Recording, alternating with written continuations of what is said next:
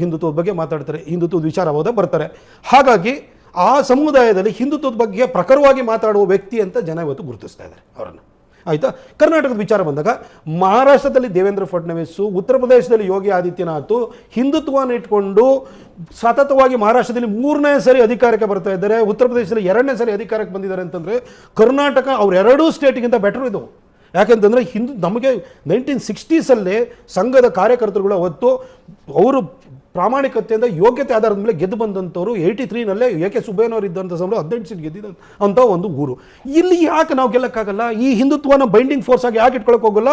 ಯಾಕೆ ಕರ್ನಾಟಕ ಪಾಲಿಟಿಕ್ಸ್ಗೆ ಒಬ್ಬ Vokkaliga strong man ಬೇಕು, ಒಬ್ಬ ಲಿಂಗಾಯತ್ ಸ್ಟ್ರಾಂಗ್ ಮ್ಯಾನ್ ಬೇಕು?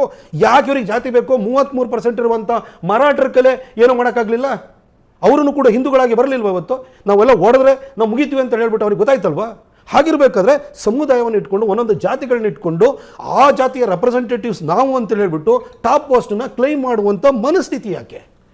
ಯಾರಿಗೆ ಭಾಷಣ ಕೇಳಬೇಕು ಅಂತ ಆಸಕ್ತಿ ಇದೆ ಅವ್ರು ಇರ್ರಿ, ಊಟ ಮಾಡಬೇಕು ಅನ್ನೋರೆಲ್ಲ ಹೋಗ್ಲಿ, ನಾವೆಲ್ಲ ಹಿಂದೂಗಳು ಹೋಗೋಣ. ನಂದು ಹೋರಾಟ ಏನಿದ್ರು ಕೂಡ ಹಿಂದುತ್ವಕ್ಕೋಸ್ಕರ ಯಾವುದೋ ಊರೊಳಗಡೆ ಸಣ್ಣ ವಿಚಾರ ಆಯಿತು ಅಂದ್ರೂ ಅಲ್ಲಿಗೂ ಹೋಗ್ತೀನಿ. ಅಲ್ಟಿಮೇಟ್ಲಿ BJPಗೆ ಬೇಕಾಗಿರೋದು ಹಿಂದುತ್ವನೇ ಹೊರತು ಈ ಜಾತಿಗಳಲ್ಲ.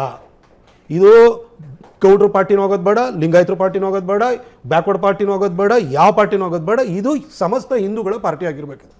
ಇಲ್ಲಿ ಯಾರೇ ಬಂದು ಲೀಡರ್ಶಿಪ್ ಅವ್ರವ್ರ ಯೋಗ್ಯತೆ ಮೇಲೆ ಅವ್ರವ್ರ ಅದೃಷ್ಟ ಹಣೆ ಬರ ಎಲ್ಲ ಇರುತ್ತೆ, ಅದ್ರ ಮೇಲೆ ಅವರಿಗೆ ಸ್ಥಾನಮಾನಗಳು ಲಭಿಸ್ತವೆ. ಮೇಲ್ಗಡೆ ಟಾಪ್ ಬ್ರಾಸು ನೋಡ್ತಾ ಇರ್ತದೆ. ಆದರೆ ಪಾರ್ಟಿ ನಮ್ದು ಪಾರ್ಟಿ ಯಾರ್ದು ಕೂಡ ಜಾಗೀರ್ ಅವ್ರದ್ದು ಅದು ಅಂದರೆ ಅವ್ರದ್ದು ಏನು ಇನ್ಹೆರಿಟ್ ಮಾಡ್ಕೊಳ್ಳಲ್ಲ. ಈ ಪಾರ್ಟಿನ ನಾವು ಬೆಳೆಸಬೇಕು ಅಂತ ಎಲ್ಲ ಸಂಘಟಿತವಾಗಿ ಹೋರಾಟ ಮಾಡಬೇಕು. ಇವತ್ತು ಮಹಾರಾಷ್ಟ್ರದಲ್ಲಿ ಯಾವ ರೀತಿ ಅಜಿತ್ ಪವಾರ್, ಏಕನಾಥ್ ಶಿಂದೆ ಎಲ್ಲರೂ ಇಟ್ಕೊಂಡು ಚುನಾವಣೆಯಲ್ಲಿ 231 ಸೀಟ್ ಬಂದಾದ್ಮೇಲೂ ಕೂಡ 10 ದಿನ ಮುಖ್ಯಮಂತ್ರಿ ಆಗೋಕ್ಕೆ ಕಾಯ್ತಾರೆ ದೇವೇಂದ್ರ ಫಡ್ನವೀಸ್ ಅಂತಂದರೆ 2019ರಲ್ಲೂ ಕೂಡ 104 ಸೀಟು ನನಗೆ ಗೊತ್ತಿರೋ ಪ್ರಕಾರವಾಗಿ ಗೆದ್ದಿದ್ರು. ಆವಾಗ ಶಿವಸೇನೆ ಅವರು ಕೈಕೊಟ್ಟಿರುವಾಗ ಅವತ್ತು ಸರ್ಕಾರ ಮಾಡ್ಬೋಯ್ತು. ಅವತ್ತು ಮನುಷ್ಯ ಆ ನೋವನ್ನು ನುಂಗ್ಕೊಂಡು ಮತ್ತೆ ಸತತವಾಗಿ ಕೆಲಸ ಮಾಡಿಬಿಟ್ಟು ಯಾರು ಹಿಂಗೆ ದೋಖಾ ಭಾಗದಲ್ಲಿ ಅದೇ ಪಾರ್ಟಿನ ಹೊಡೆದಾಕಿದ್ರು. ಆಮೇಲೆ ಮರಾಠ ಫ್ಯಾಕ್ಟ್ರಿನ ಇಟ್ಕೊಂಡ್ಬಿಟ್ಟು ಇವರು ಜಾತಿನ ತಗೊಂಬರೋಕೆ ಹೋದಾಗ ಅದು ಅಜಿತ್ ಪವಾರ್ನ ತಗೊಂಬಂದರು. ಈ ರೀತಿ ಸ್ಟ್ರಾಟಜೈಸ್ ಮಾಡಿಬಿಟ್ಟು ಒಂದು ಅರ್ಥ ಆಯಿತು ಅನಿಸುತ್ತೆ ಪಾರ್ಟಿನ ಬಿಲ್ಡ್ ಮಾಡಿದ ಮನುಷ್ಯ ಇವತ್ತು ನನಗೆ ದೇವೇಂದ್ರ ಫಡ್ನವೀಸ್ ನನಗೆ ಬ್ರಾಹ್ಮಣ ಕಾಣಲ್ಲ, ದೇವೇಂದ್ರ ಫಡ್ನವೀಸ್ ಒಬ್ಬ ಹಿಂದೂ ಆಗಿ ಕಾಣ್ತಾರೆ. ಯೋಗಿ ಆದಿತ್ಯನಾಥ್ ಒಬ್ಬ ಠಾಕೂರ್ ಆಗಿ ಕಾಣಲ್ಲ, ಯೋಗಿ ಆದಿತ್ಯನಾಥ್ ಒಬ್ಬ ಹಿಂದೂ ಪ್ರೊಟೆಕ್ಟರ್ ಆಗಿ ನನಗೆ ಕಾಣಿಸ್ತಾರೆ.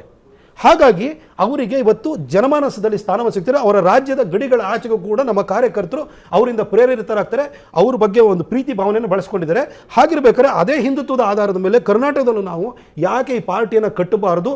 ನಾವು ಕೂಡ ಆ ನಮ್ಮ ಕಾರ್ಯಕರ್ತರ ಪ್ರೀತಿಯನ್ನು ನಾವು ಯಾಕೆ ಗಳಿಸ್ಕೊಳಕ್ಕೆ ಹೋಗಬಾರ್ದು? ನನ್ನ ಜೊತೆ ನನ್ನ ಹಿಂದೆ ಬರೀ ಒಕ್ಕಲಿಗರು ಇರಬೇಕು, ಲಿಂಗಾಯತರು ಇರಬೇಕು, ಬೆಸ್ಸಿ ಇರಬೇಕು, ST ಇರಬೇಕು, ಇವರು ಇದ್ದು ನನ್ನ ಜಾತಿನ ಇಟ್ಕೊಂಡ್ಬಿಟ್ಟು ನಾನು ಮಂತ್ರಿ ಸ್ಥಾನ ತಗೋತೀನಿ, ಮುಖ್ಯಮಂತ್ರಿ ಸ್ಥಾನ ತಗೋತೀನಿ. ಈ ಹೋರಾಟ ಬೇಡ. ನಮಗೆ ಬೇಕಾಗಿರುವಂಥದ್ದು ಹಿಂದುತ್ವದ ಆಧಾರದ ಮೇಲೆ, ನಮ್ಮ ಯೋಗ್ಯತೆ ಅದೃಷ್ಟದ ಮೇಲೆ ಕೇಂದ್ರದವರು ಯಾರಿಗೆ ಮುಖ್ಯಮಂತ್ರಿ ಸ್ಥಾನ ಕೊಡ್ತಾರೋ, ಇನ್ನೊಂದು ಸ್ಥಾನ ಕೊಡ್ತಾರೋ, ಮಂತ್ರಿ ಸ್ಥಾನ ಕೊಡ್ತಾರೋ ಕೊಡಲಿ.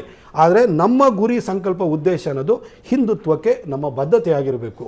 ಅದನ್ನಷ್ಟೇ ಈ ಅರ್ಧ ಗಂಟೆಯಲ್ಲಿ ನೀವು ಮಾತಾಡಿದ್ದನ್ನಷ್ಟು ಸಾರಾಂಶವಾಗಿ ಹೇಳೋದಾದರೆ, ನೀವು ವಿಷಯಾಧಾರಿತ ಬೆಂಬಲ ಕೊಡುವುದಕ್ಕೆ ಆ ಟೀಮಿನಲ್ಲಿ ಹೋಗಿ ಮೀಟಿಂಗ್ನಲ್ಲಿ ಭಾಗಿಯಾಗಿದ್ದೀರಿ ಹೊರತು ಬಂಡಾಯ ನಾಯಕರಾಗಿ ಗುರುತಿಸಿಕೊಳ್ಳೋದು ನಿಮ್ಗೆ ಇಷ್ಟ ಇಲ್ಲ. ವಿಚಾರ ನಮ್ಮ ಹಿಂದೂಗಳ ಭೂಮಿಯನ್ನು ಕಬಳಿಸ್ತಾ ಇರೋದು. ನಾನು ನೇರವಾಗಿ ಹೇಳ್ತೀನಿ, ನಾನೊಬ್ಬ ರಾಷ್ಟ್ರವಾದಿ. ನಾನು ಸಂಘದ ಚಿಂತನೆಯಲ್ಲಿ ನಂಬಿಕೆ ಇಟ್ಟರು, ಆ ಕಾರಣಕ್ಕೋಸ್ಕರ ಆ ಚಿಂತನೆಗೆ ಪೂರಕವಾಗಿ ಈ ವಿಚಾರ ಇರೋದ್ರಿಂದ ನಾನು ಹೋಗಿದ್ದೀನಿ. ಅದೇ ಯಾರ್ದೋ ವಿರುದ್ಧ ಸ್ಕೀಮಿಂಗ್ ಮಾಡೋ ಅಂಥ ಯೋಜನೆ ಆಗಿತ್ತು ಅಂತಂದರೆ 100% ನಾನು ಅಲ್ಲಿಯೂ ಇರ್ತಿರ್ಲಿಲ್ಲ.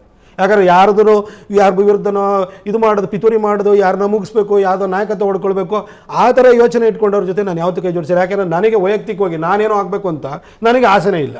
ಹಾಗಿರ್ಬೇಕಾದ್ರೆ ಬೇರೆಯವರ ಆಸೆಗೆ ನೀರೇರಕ್ಕೆ ನಾನೇ ಹಾಕಿ ಹೋಗಲಿ.